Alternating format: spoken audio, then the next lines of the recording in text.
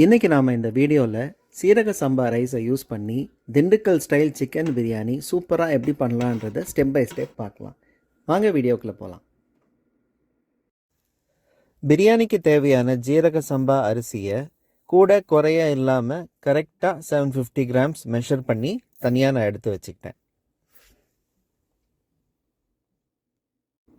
இது 3/4 கிலோ பிரியாணிக்கு நான் ஒரு 900 கிராம்ஸ் சிக்கன் நல்லா வாஷ் பண்ணி எதுவும் ஆட் பண்ணாமல் வச்சுருக்கேன். இது பார்த்திங்கன்னா leg piece and chest piece mix ஆன மாதிரி நான் எடுத்திருக்கேன். 3/4 கிலோ பிரியாணி செய்கிறதுக்காக 2 பெரிய ஆனியன் கரெக்டாக 250 கிராம்ஸ் வர மாதிரி எடுத்து வச்சுருக்கேன். அதே அளவு 2 பெரிய தக்காளி நான் இன்றைக்கி எடுத்துக்கிறேன். அடுத்ததாக இஞ்சி பார்த்திங்கன்னா நான் இன்றைக்கி ஒரு 100 கிராம் போட போகிறேன். பூண்டு ஒரு 70 கிராம்ஸ் எடுத்து வச்சுருக்கேன்.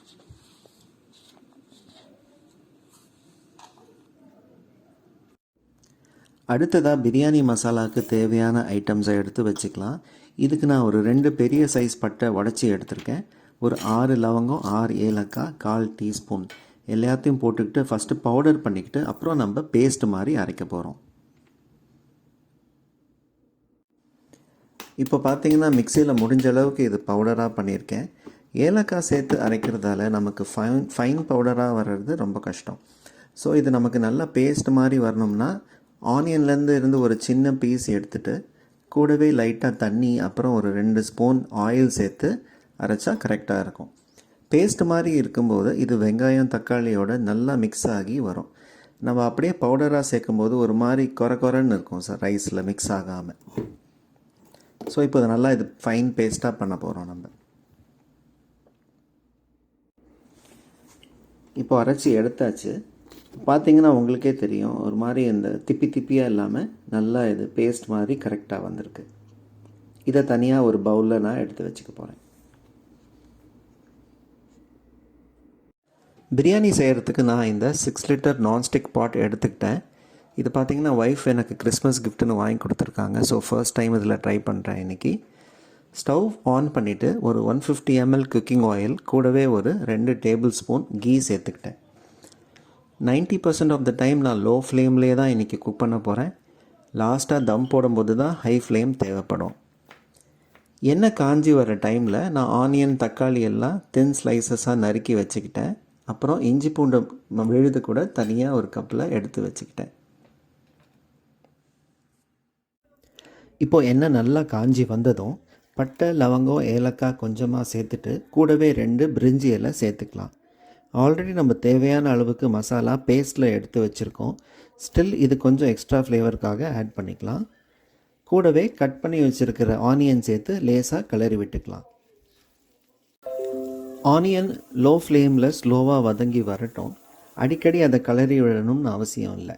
இந்த டைமில் நம்ம அரிசியை நல்லா ஒரு 3 to 4 டைம்ஸ் கழுவி ஊற வச்சுக்கலாம். இப்போ இந்த மாதிரி ஆனியன் கோல்டன் ப்ரௌனில் வதங்கினதும் ஒரு 8 பச்சை மிளகா ஆட் பண்ணிக்கலாம். இது பார்த்திங்கன்னா தாய் சில்லின்னு ஒரு நல்ல ஊசி மிளகா மாதிரி இருக்கும், ரொம்ப காரமாகவும் இருக்கும். ஆனியன் கோல்டன் ப்ரௌனில் ஃப்ரை பண்ணிட்டோம்னா அது தண்ணி விடாது. ஸோ பிரியாணி நமக்கு கெட்டு போகாமல் இருக்கும். கூடவே இது நல்லா ஃப்ளேவரும் கொடுக்கும். அடுத்து நம்ம பொடியாக நறுக்கி வச்சுருக்கிற கொத்தமல்லியை சேர்த்துக்கலாம்.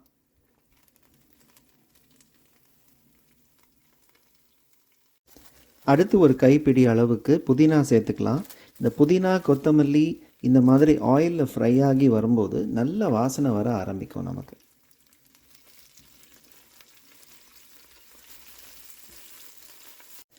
அடுத்ததாக அரைச்சி வச்சுருக்கிற பூண்டு பேஸ்ட்டை சேர்த்துக்கலாம். ஆனியன் நல்லா ஃப்ரை ஆன அப்புறம் ஒரு 5 செகண்ட்ஸ் கேப் விட்டு நம்ம ஒன்றா சேர்த்துட்டு வரலாம். அதிகமாக குக் பண்ணணும்னு அவசியம் கிடையாது. அடுத்ததாக நம்ம அரைச்சி வச்சுருக்கிற இஞ்சி பேஸ்ட் ஆட் பண்ணிக்கலாம். ஆட் பண்ணதும் லேசாக கிளறி விட்டுக்கலாம். அப்புறமா அந்த கரம் மசாலா பேஸ்ட் அரைச்சி வச்ச பேஸ்ட்டை ஆட் பண்ணிக்கலாம். இந்த மசாலா பேஸ்ட் சேர்த்ததும் நமக்கு நேச்சுரலாக அந்த திண்டுக்கல் பிரியாணி கலர் வர ஆரம்பிச்சிடும்.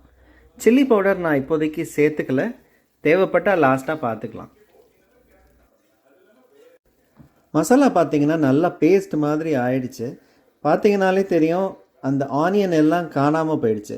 இப்போ நான் ஒரு 100 ml கெட்டி தயிரை சேர்த்து லேசாக கலரி விட்டுக்கிறேன்.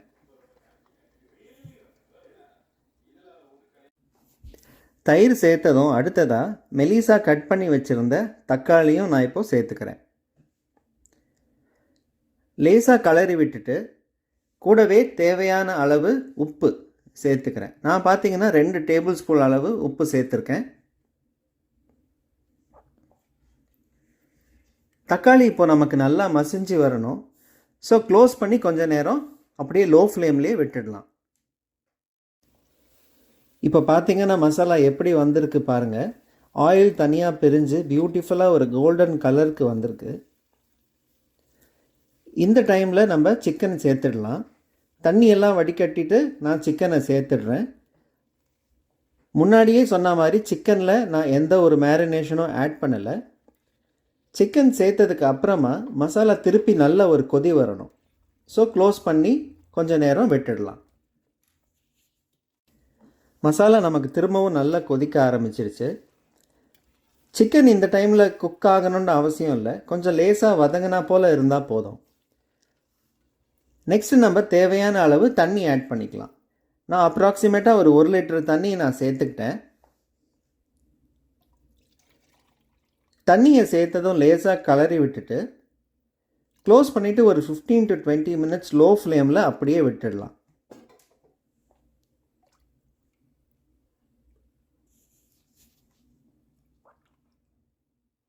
இப்போ நான் பிரியாணிக்கு முட்டையை வேக வச்சிடுறேன். இது நாங்கள் பக்கத்தில் இருக்கிற ஃபார்மில் வாங்குறதால இது வேகிறதுக்கு ஒரு 20 to 30 மினிட்ஸ் ஆகும். நல்ல ஒரு கைப்பிடி அளவு உப்பு இல்லை வினிகர் போட்டு வேக வச்சிட்டோன்னா உரிக்கிறதுக்கு ரொம்ப ஈஸியாக இருக்கும். இப்போ பார்த்தீங்கன்னா ஒரு 20 மினிட்ஸாக மசாலா நல்லா கொதிச்சிட்ருக்கு. இந்த டைமில் நான் கலரி விட்டுட்டு உப்பு புளிப்பு காரம் எல்லாம் கரெக்டாக இருக்கான்னு பார்த்துக்கிறேன். என் ஒய்ஃப் எப்பவுமே சொல்லுவாங்க, நீ டேஸ்ட் பார்த்து இருக்கிற குழம்பெல்லாம் நீயே குடிச்சிடுற அப்படின்ட்டு. ஸோ இப்போ நான் கழுவி வச்சுருந்த அரிசியை நல்லா வடிகட்டிட்டு சேர்த்துக்கிறேன். ரைஸை சேர்த்ததுக்கு அப்புறமா நல்லா மிக்ஸ் பண்ணி விட்டுடலாம். பார்த்திங்கன்னா ரைஸோட அளவை விட தண்ணி அதிகமாக இருக்குது. இப்போ கொஞ்சம் ஹை ஃப்ளேமுக்கு கம்மியாக ஸ்டவ்வை வச்சுட்டு நல்லா கலரி விட்டுறதுக்கு ஸ்டார்ட் பண்ணணும். தண்ணி அளவு கொஞ்சம் கம்மியாக வரும்போது லோ ஃப்ளேமுக்கு நம்ம திருப்பி மாற்றிக்கலாம். ஜீரக சம்பா அரிசி குழஞ்சிடும் இல்லை உடஞ்சிடும்ன்ட்டு நம்ம பயப்பட வேண்டாம். நம்ம வைகை புயல் வடிவேலு மாதிரி இது எவ்வளோ அடித்தாலும் தாங்குங்க. இதே பாஸ்மதி ரைஸ்னால் கொஞ்சம் கேர்ஃபுல்லாக தான் ஹேண்டில் பண்ணணும். ஆனால் இது அப்படி இல்லை. இப்போ பார்த்திங்கன்னா தண்ணி எல்லாம் நல்லா ட்ரை ஆகி பிரியாணி தம் போடுறதுக்கு ரெடியாக இருக்குது. இந்த மாதிரி ஒரு சில்வர் ஃபாயில் கவர் பண்ணி மூடி போட்டு ஒரு 20 மினிட்ஸ் அப்படியே லோ ஃப்ளேமில் விட்டுடலாம்.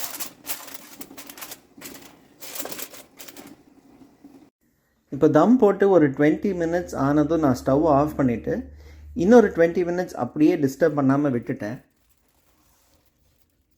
பார்த்திங்கன்னா ரைஸ் சூப்பராக வெந்து கரெக்டாக உதிரியாக வந்திருக்கு. கொஞ்சம் கூட அடி பிடிக்கல. ஸோ இந்த நான்ஸ்டிக் பாட் இனிமேல் கரெக்டாக இருக்கும்னு நான் நினைக்கிறேன். ஸோ நான் எடிட்டிங் பண்ணும்போது தான் பார்த்தேன், ஒரே ஸ்மோக் எஃபெக்ட்லேயே வீடியோ எடுத்த மாதிரி இருந்தது. ஸோ நெக்ஸ்ட் டைம் நான் கரெக்டாக பண்ணணும். ஸோ அவ்வளோதாங்க. இந்த வீடியோ உங்கள் எல்லாருக்கும் பிடிச்சிருக்குன்னு நான் நம்புகிறேன். சீரக சம்பா ரைஸில் பிரியாணி நான் ஃபர்ஸ்ட் டைம் ட்ரை பண்ணுறேன். ரொம்பவே சூப்பராக வந்திருந்தது. நீங்களும் ட்ரை பண்ணுங்கள், கண்டிப்பாக நல்லா வரும். இதே மாதிரி இன்னொரு சூப்பரான வீடியோவோட நம்ம நெக்ஸ்ட்டு மீட் பண்ணலாம். பாய்.